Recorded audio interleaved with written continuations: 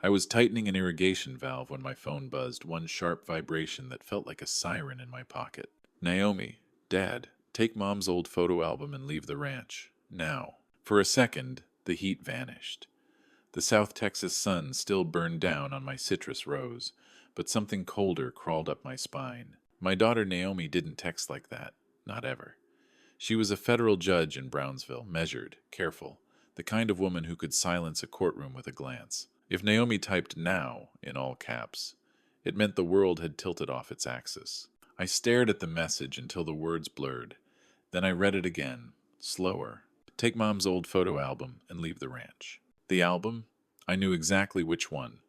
The thick leather-bound book my late wife, Caroline, kept on her desk like a Bible. Even near the end, when cancer stole her strength and blurred her memories, she'd still reach for that album like it held her last breath inside. I dropped the wrench into the dirt and started moving. My legs weren't what they used to be. I'd retired after 30 years as a sheriff's deputy, and 70-year-old knees aren't built for sprinting. But fear does something to a man. It turns rust into gears. As I ran toward the farmhouse, I caught myself thinking the kind of thought you only admit when you're alone. If Naomi is telling me to run, then someone is already coming. Before I tell you what I found inside that album, type in the comments where you're watching from and tell me if you've ever received a text that changed your life in a single sentence. I didn't realize a photo album could feel like a loaded gun until I lifted it off Caroline's desk. The house smelled like lemon polish and old grief. I'd barely stepped into our bedroom since Caroline passed. It still looked staged for her return, her scarf folded over the chair, her reading glasses resting beside the lamp, like she might walk in and ask why I was snooping. The album sat exactly where it always had. Dark brown leather, worn soft at the corners from decades of hands. I expected it to open with a familiar sigh, revealing birthday parties, harvest photos, Naomi with braces, Luke with missing teeth. But the moment I picked it up, I knew something was wrong. It was heavier than memory. The cover felt thicker than leather should. The spine didn't flex like it used to, and when I opened it, the pages were stiff, too stiff. My old instinct snapped awake like a dog hearing the click of a safety. I ran my fingers along the inside cover, pressing gently, listening. A faint ridge, a seam that didn't belong. "Come on," I muttered, half to myself, half to the ghost of the woman who'd kept a secret for 45 years. I pressed near the seam. Click. A section of backing shifted barely an inch, but it was enough.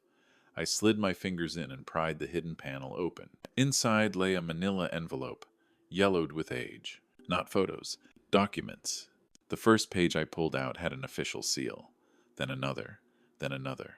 My pulse surged, and the room tilted sideways, because one name stared up at me from the paper like an accusation. Caldwell.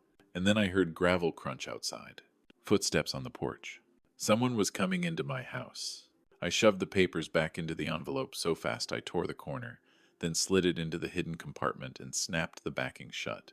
My hands shook not from age, not from heat, from the sudden understanding that Naomi's warning wasn't paranoia. It was a countdown.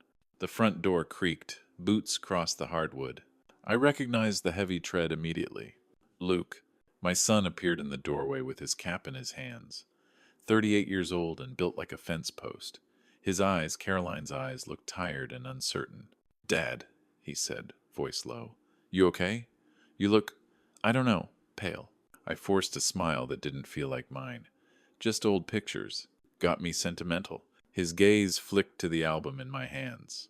He swallowed, like he'd come to deliver a message he didn't believe in, but planned to deliver anyway. "Dad, Madison's outside," he said, "and she brought somebody with her, a lawyer."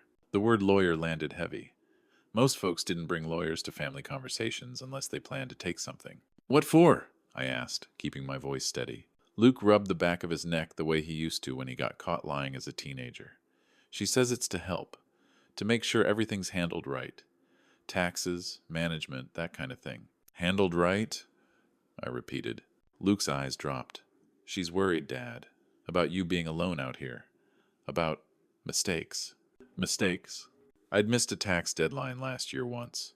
Left an irrigation line running overnight once. Little things that happen when grief and age pile up on a man. But a lawyer? No. That wasn't concern. That was strategy. I kept the album in my hands. Tell Madison I'll be out in a minute. Luke nodded, but the guilt in his face made me ache. Dad, don't get mad, okay? She's just trying to... To what? I asked softly. Protect me? Luke didn't answer. He just stepped aside like he was letting me walk into a storm he couldn't stop. The porch felt too small the moment I stepped outside. Madison stood near the door in a tailored suit, sharp lines, sharp smile, sharp eyes. She looked like she belonged in a downtown office, not on a dusty ranch with orange blossoms floating on the air. Beside her was a woman in heels with a briefcase and a confident posture that screamed estate law. Mr. Reynolds, the stranger said, extending a hand. I'm Valerie Stone. Your family asked me to review your property situation. I didn't shake her hand. Madison's smile widened. Dylan, she always used my first name like we were equals. We're worried about you. Valerie opened her briefcase and pulled out forms. These are standard competency evaluation documents. Nothing alarming, just a routine step when there are concerns about an elder's ability to manage significant assets. Elder, significant assets, competency. They stacked the words like bricks around me, building a wall I was supposed to accept. Luke hovered behind them like a man watching his own life get stolen. I felt the album press against my chest, warm from my hands, heavy with Caroline's secret. Valerie continued. There are also some questions about the legal ownership of this property. Old transfers, potential claims. We just need clarity. My blood went cold. Madison tilted her head. We don't want strangers dragging you into court later, Dylan. We want to protect the family. Protect the family. With a lawyer. And competency papers? I looked at Luke. Son, did you know about this? Luke's jaw clenched. He didn't meet my eyes. That told me everything. I stepped back. I'm not signing anything. Valerie's voice sharpened. Refusal will complicate proceedings. Madison's smile vanished for half a second, just long enough to show the teeth underneath. That's when my old deputy instincts clicked into place. Get out. Don't argue. Don't negotiate. Survive first. The moment I realized my son might be part of the trap, something inside me broke, and something older, meaner, and smarter snapped awake. I dropped the album. Not by accident. On purpose. Leather hit wood with a loud slap. All three of them flinched, eyes dropping to it like it was valuable. That half second was all I needed. I turned and ran.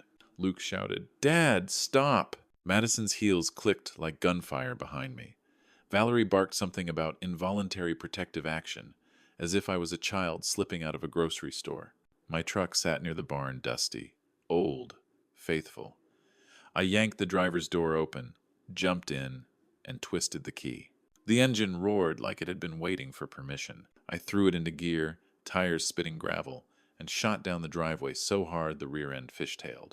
In the mirror, I saw Madison on her phone, face twisted, not worried, not caring, furious. That's when I knew this wasn't about my well-being. This was about control. And if Naomi wanted me gone with the album, then whatever Caroline hid inside it was the key. I snatched my phone and called Naomi. It rang once. Dad, she answered, voice tight. Where are you right now? Driving, I said. They came with a lawyer. Madison, Luke, papers about competency.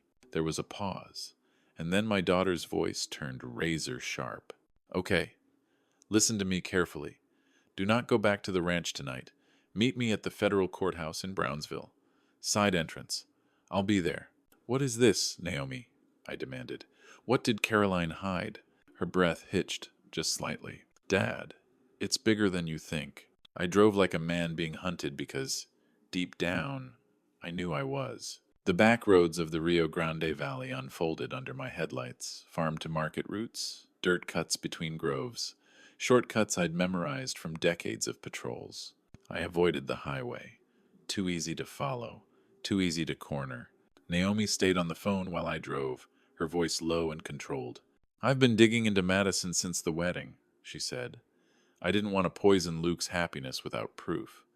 But she has a past in land acquisition. Land acquisition? I repeated, working for a group that buys rural property for corporate projects. They target families with vulnerable elders. They don't buy fair, they pressure. My jaw clenched so hard my teeth hurt. She married my son for the ranch. I can't prove that yet, Naomi said, but her connections overlap with something I found this morning. What? A competing claim filed on your property 3 weeks ago, Naomi said, by a man named Grant Caldwell. My hands tightened on the steering wheel. Caldwell. The name from the documents in Caroline's album. Naomi continued. Caldwell works through shell companies tied to an energy consortium. Dad, I think your land isn't just valuable for oranges. What do you mean? There was a brief silence. Then Naomi said the words like she hated them. Mineral rights. I felt sick. All those rows of citrus trees. All that life.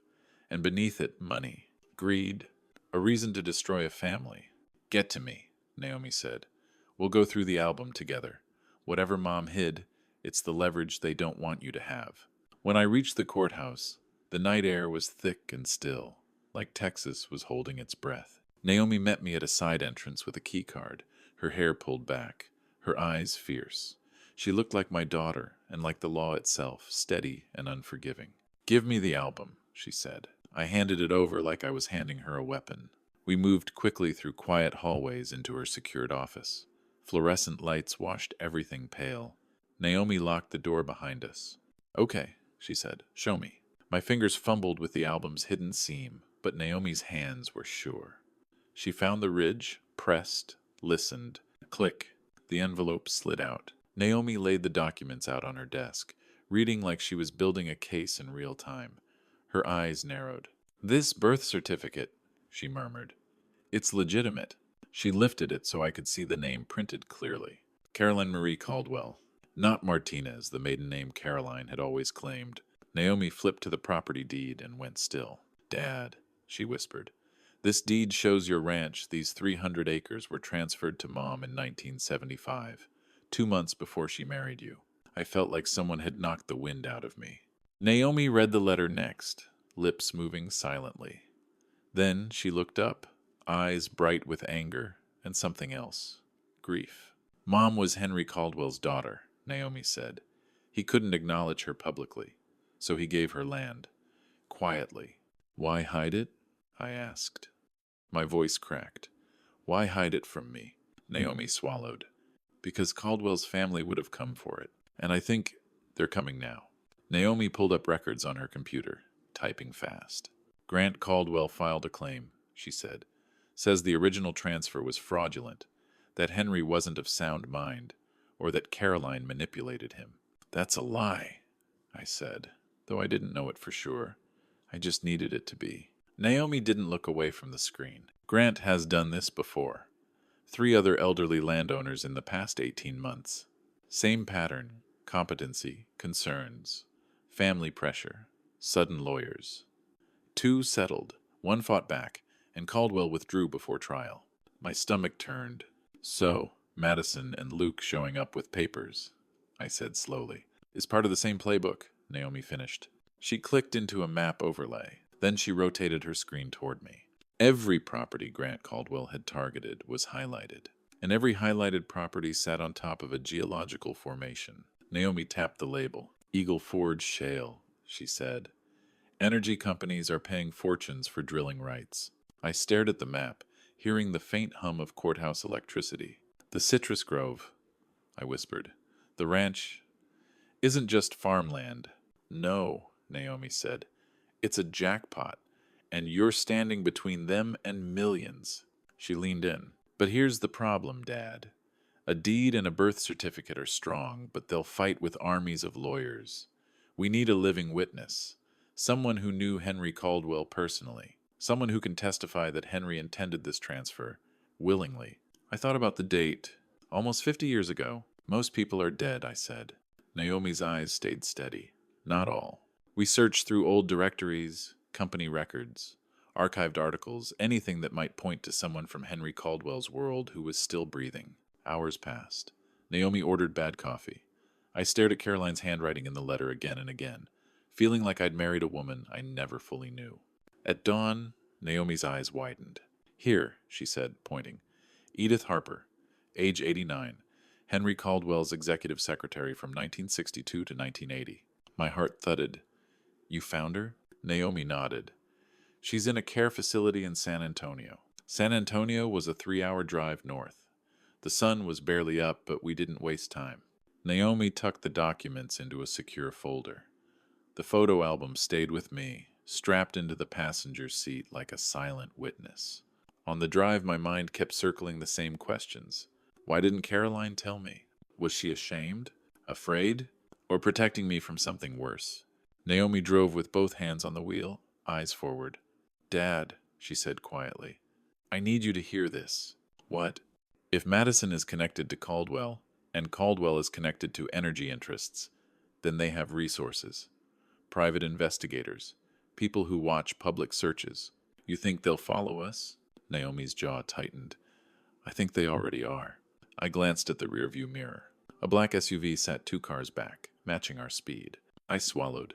Naomi's voice hardened. "When we get to that facility, we move fast. We get testimony. We get whatever proof exists, and we leave before anyone can stop us." I thought the worst betrayal was my son bringing a lawyer to my porch until an 89-year-old woman looked me in the eye and revealed what my wife had been protecting all along. Sunset Pines care home smelled like antiseptic and wilted flowers.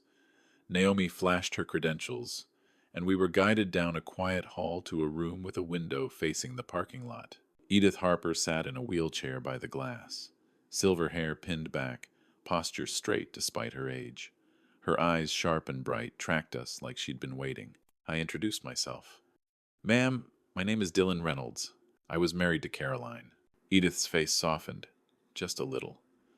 "Caroline," she whispered. "Sweet girl. Too much weight on her shoulders." Naomi leaned in. "Miss Harper, we need to understand Henry Caldwell's relationship to Caroline. Her inheritance is being challenged." Edith's expression changed. Anger in a frail face is still anger. "Challenged?" she snapped. "By who?" Naomi said the name. "Grant Caldwell," Naomi answered. Edith's mouth twisted like she tasted something rotten. "Henry's grandson. Vulture."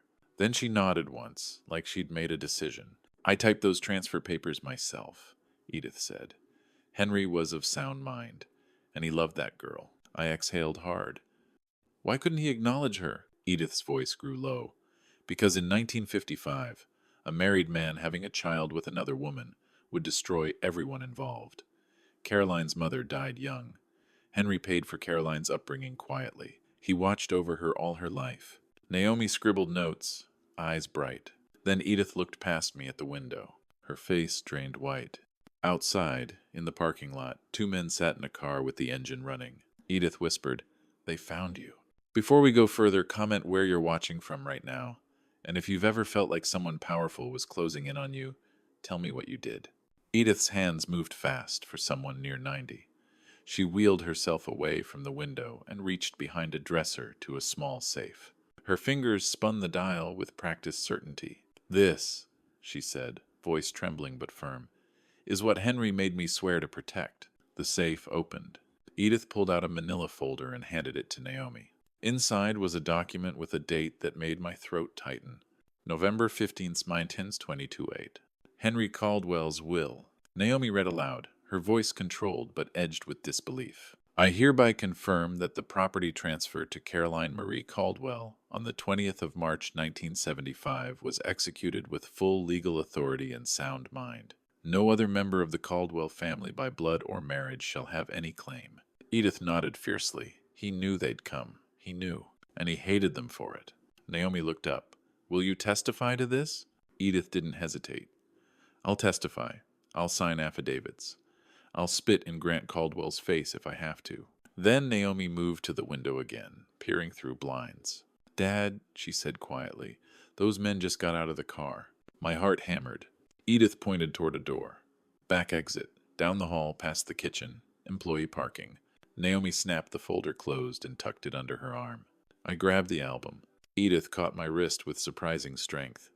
"You tell Caroline I kept my promise." My chest tightened at that. Naomi squeezed Edith's shoulder.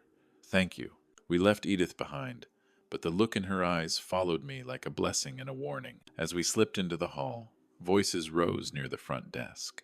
A woman's voice, sharp, familiar. Madison. She was inside the building. Naomi and I moved fast, heads down, shoulders tight. The hallway felt too long. Every door we passed looked like it could open and swallow us. My palms were slick against the album's leather. We reached the kitchen. A cook glanced up, then went back to stirring a pot like she'd seen 100 dramas and wanted no part of them. The employee exit was a plain metal door with a push bar. Naomi pushed. We stepped into bright afternoon sunlight.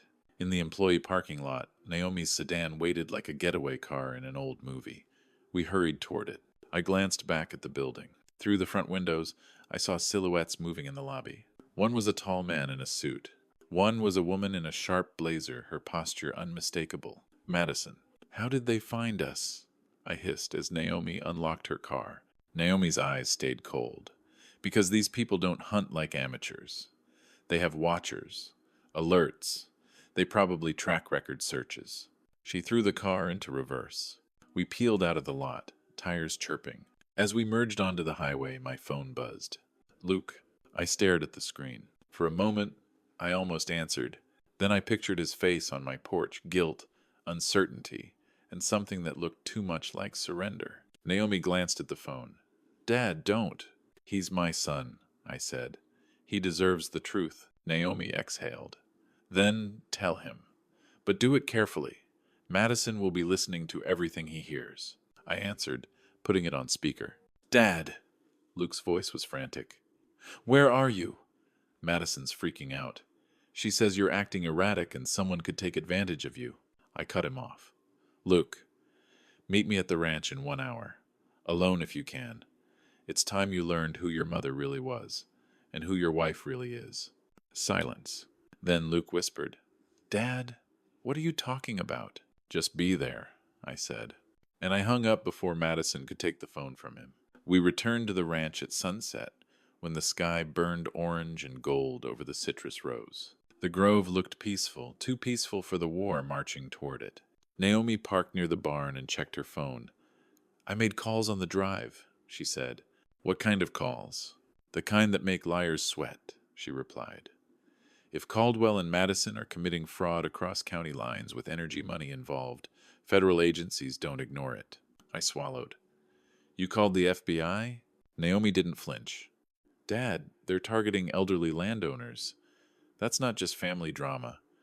That's a crime pattern. We set up on the porch like we were waiting for a storm.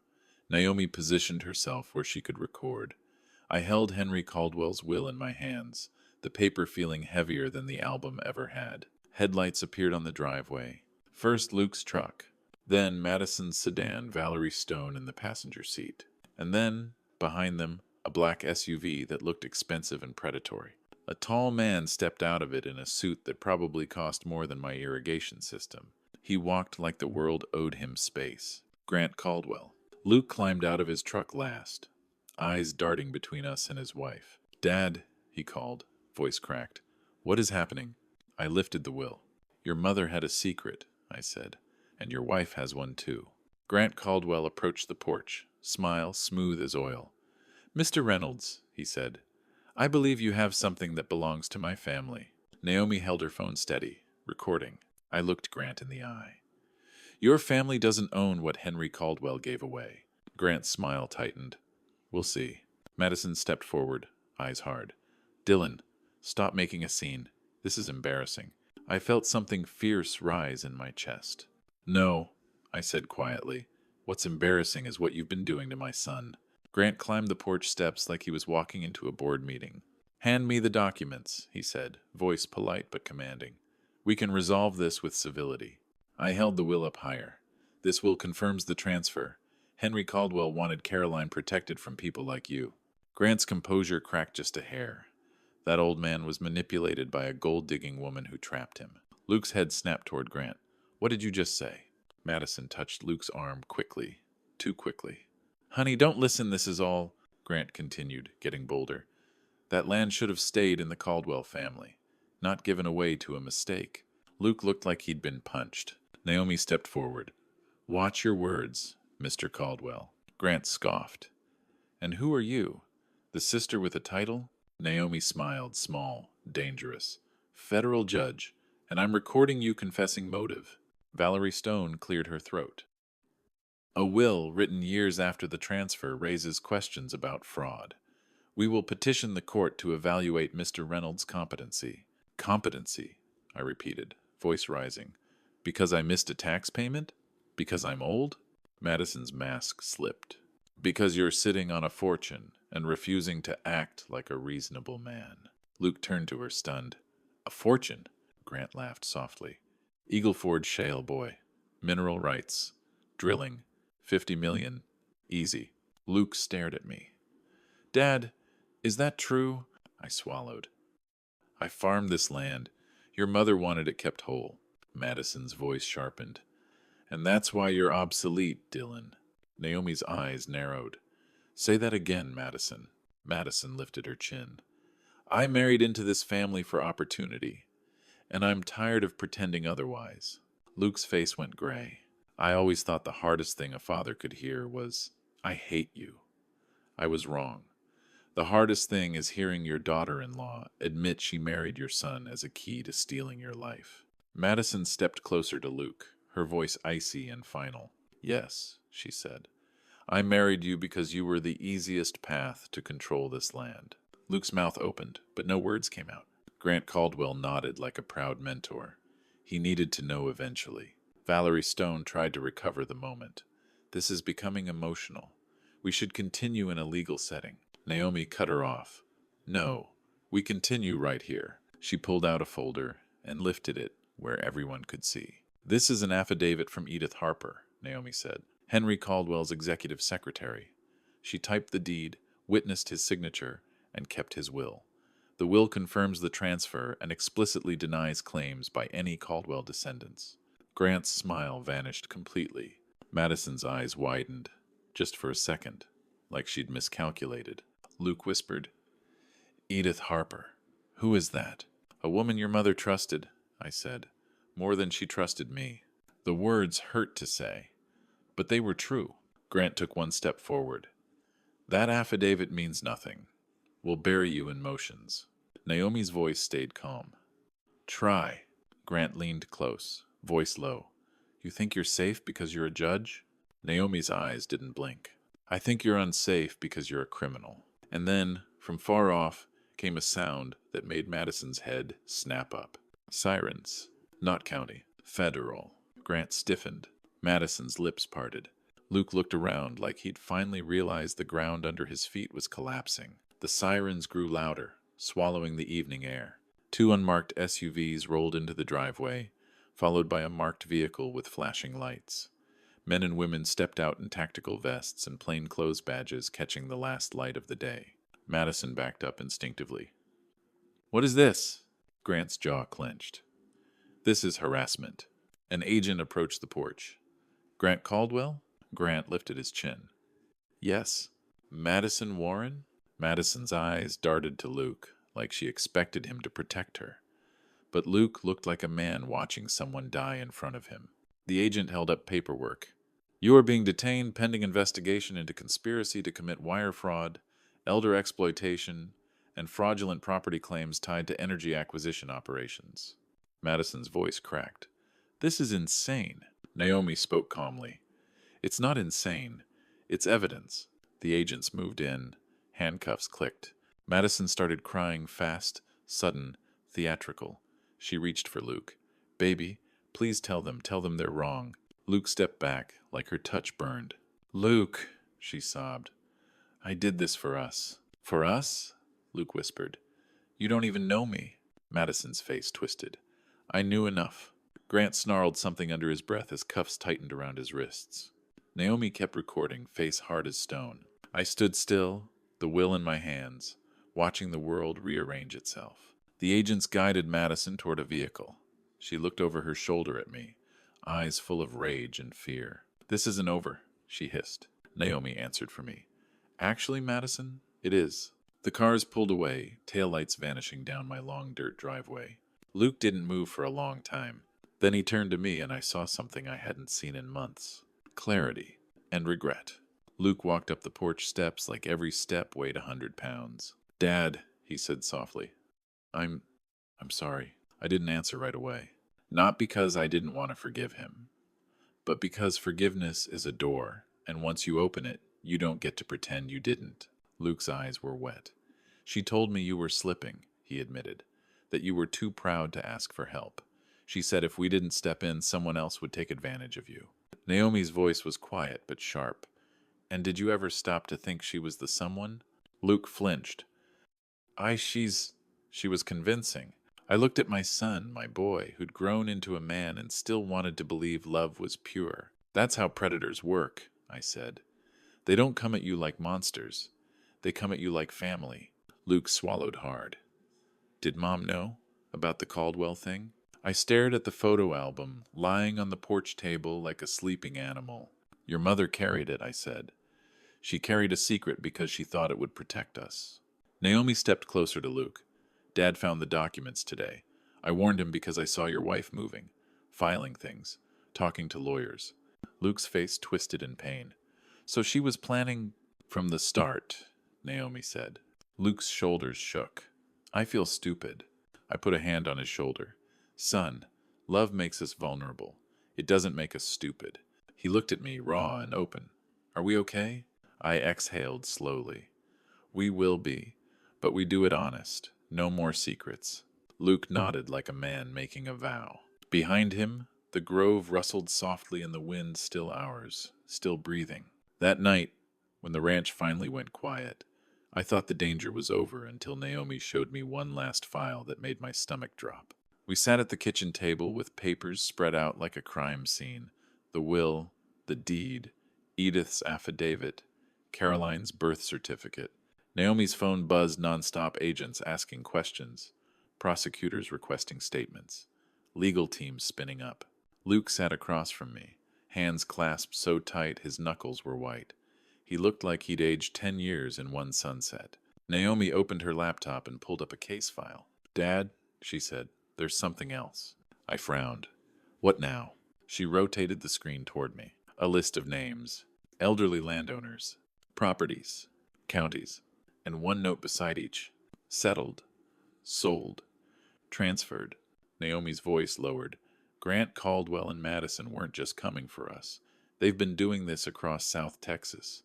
And Dad, she pointed at the bottom. There's a fourth target, she said. A ranch outside Harlingen. Owner is 81. Widower. Similar citrus land. Same shale formation. Luke's voice was hoarse. They were going to do it again. Naomi nodded. And if we hadn't found the album today, we'd be the ones settling out of fear. My hands went cold as I stared at the screen. Caroline's secret didn't just save our ranch. It might save other families too. I looked at Naomi. What do we do? Naomi's eyes hardened with purpose. We testify. We cooperate. We make sure this doesn't end with one arrest. We make it a precedent. Luke swallowed. And the ranch? I glanced toward the window, where the grove sat dark and quiet under the stars. We keep it, I said, and we make it mean something. 6 months later, the December air felt crisp enough to breathe without pain. The grove was alive with harvest workers moving between rows, crates filling with ruby-red grapefruit, sunlight slanting through leaves like honey. Luke worked beside me, sweat on his brow, hands rougher than they used to be. He'd filed for divorce the morning after Madison's arrest. That was the first clean decision he'd made in months. Naomi stood under our oldest tree with a folding table of paperwork, contracts, distribution plans, certification reports. She'd taken partial leave to help us stabilize the ranch and protect it legally from future claims. Organic certification looks good, Naomi said, flipping a page. We'll have approval by spring. Luke let out a breath he didn't know he'd been holding. So we're not just surviving. Naomi smiled. We're thriving. That evening, we held a small memorial for Caroline under her favorite tree. We placed a stone and surrounded it with citrus blossoms. I spoke quietly. You protected us, Caroline, even from yourself. Luke's voice broke as he stepped forward. Mom, I'm sorry I doubted Dad. I'm sorry I let someone turn me against my own blood. Naomi touched Luke's arm.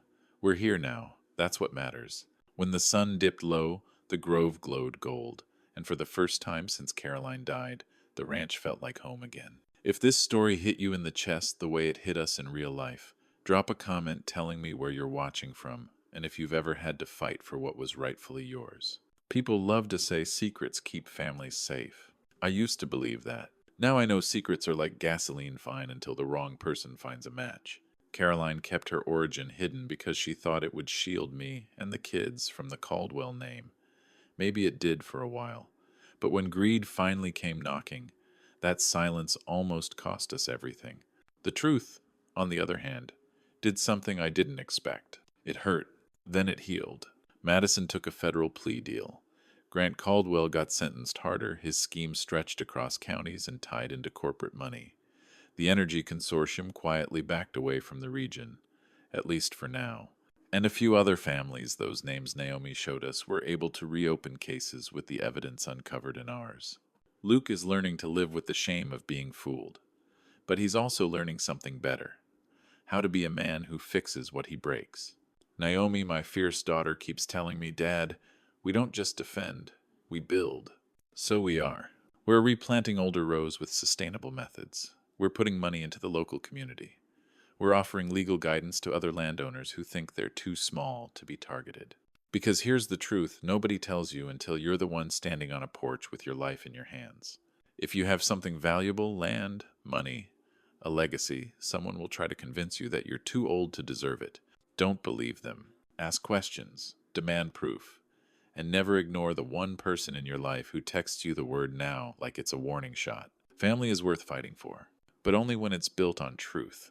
Thank you for staying with me until the end of this story. If it moved you, if it made you think, or if it reminded you of someone you care about, please take a moment to tap the like button. It truly helps this channel reach others who may need to hear stories like this. And if you enjoy real-life stories about family, betrayal, and finding strength after loss, subscribe to the channel so you don't miss the next one. New stories are coming, and each one has something important to say. Most of all, thank you for listening. You're not just watching a video, you're sharing this moment with me. And that means more than you know.